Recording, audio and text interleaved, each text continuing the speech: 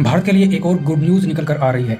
26/11 Mumbai attack का mastermind Hafiz Saeed और उसका भतीजा अबू कताल, ये दोनों आतंकवादी जो पाकिस्तान में काफ़ी लंबे टाइम से छुपे हुए थे, ये पाकिस्तान की ही ज़मीन पर, पाकिस्तान की ही सड़कों पर मार गिराए हैं।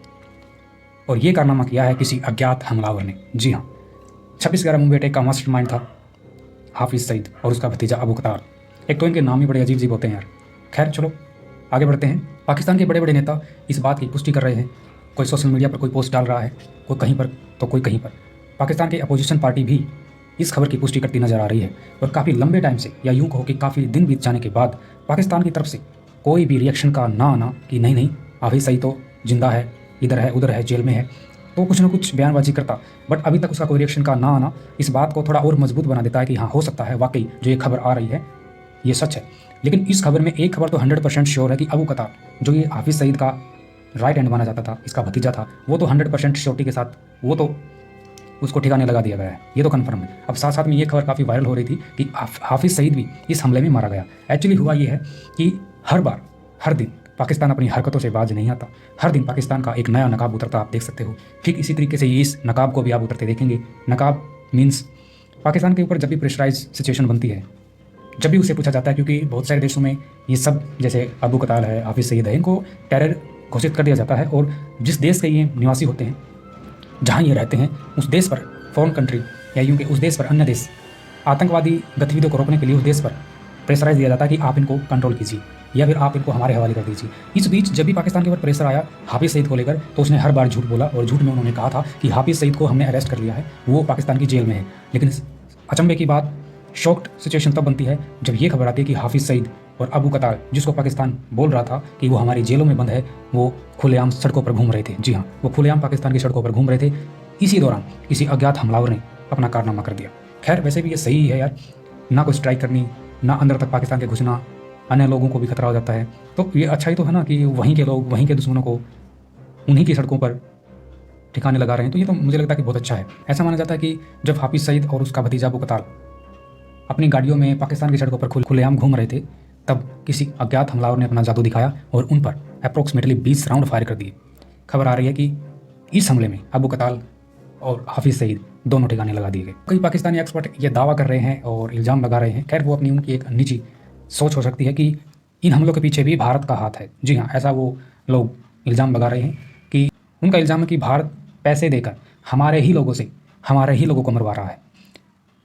वैसे भी देखो, वो इल्ज़ाम लगाए या ना लगाए वो एक अलग बात है, लेकिन अगर नॉर्मली सोचा जाए तो अगर ऐसा सच भी है तो भी मुझे लगता है ये बहुत अच्छा है, क्योंकि दुश्मन को ठिकाने लगाना बहुत बड़ा अच्छा कार्य होता है। और अगर ये कार्य पाकिस्तान के लोग ही कर रहे हैं, पाकिस्तान की ही सड़कों पर, पाकिस्तान की ही ज़मीन पर, पाकिस्तान में पले दुश्मनों को वहीं के लोग अगर ख़त्म कर देते हैं, मुझे लगता है बहुत अच्छा कार्यक्रम है। ये कार्यक्रम चलता रहना चाहिए।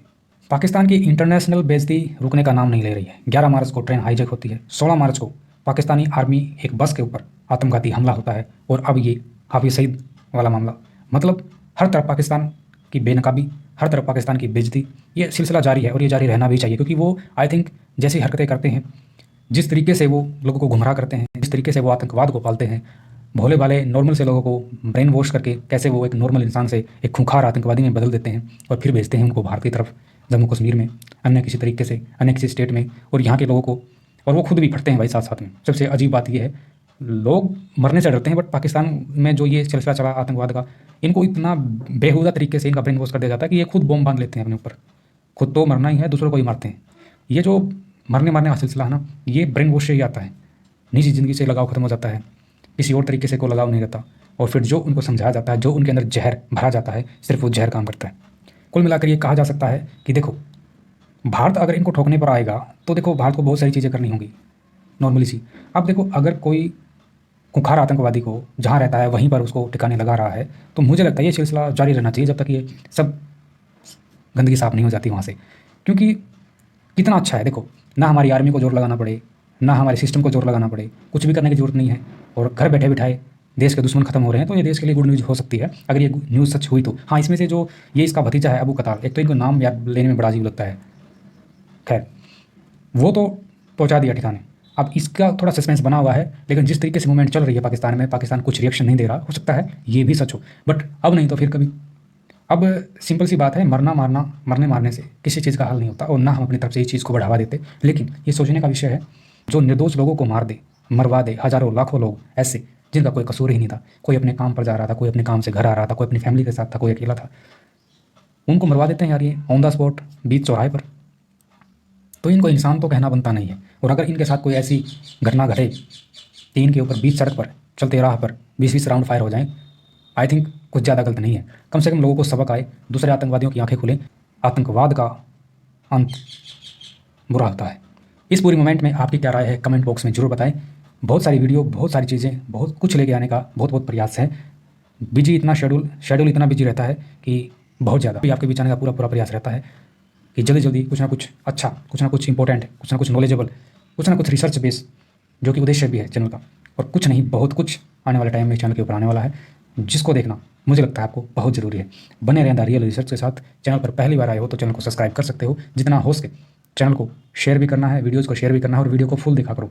डेरा फॉलोअर्स को एक ही रिक्वेस्ट, आप सबसे एक ही रिक्वेस्ट है कि सभी वीडियो को सपोर्ट कीजिए, तभी चैनल को सपोर्ट मिलेगा यूट्यूब की तरफ से। अगर आप किसी पर्टिकुलर या आश्रम की वीडियो को ही सपोर्ट करेंगे तो चैनल को सपोर्ट देने में या चैनल को ग्रोथ करने में थोड़ा टाइम लग जाएगा, जो कि सही नहीं है। तो प्लीज़ सभी वीडियो को सपोर्ट कीजिए। सभी वीडियो नॉलेजेबल होती हैं और आश्रम को लेकर, राम रहीम जी को लेकर बहुत कुछ माइंड में है, बहुत कुछ रिसर्च जैसे टाइम मिलता है हम कर रहे हैं। बहुत कुछ लेकर आएंगे आपके लिए, ताकि लोगों की आंखें खुल जाएंगी कि हाँ ऐसा भी है क्या। जी हाँ, बहुत कुछ है। जिसके मन में, जिसके माइंड में जहर भरा हुआ ना आश्रम को लेकर, राम रहीम को लेकर, वो सब हट जाएगा। हमारा प्रयास यही है। बस आपको चैनल पर बने रहना है और चैनल को सब्सक्राइब करना है। नमस्कार।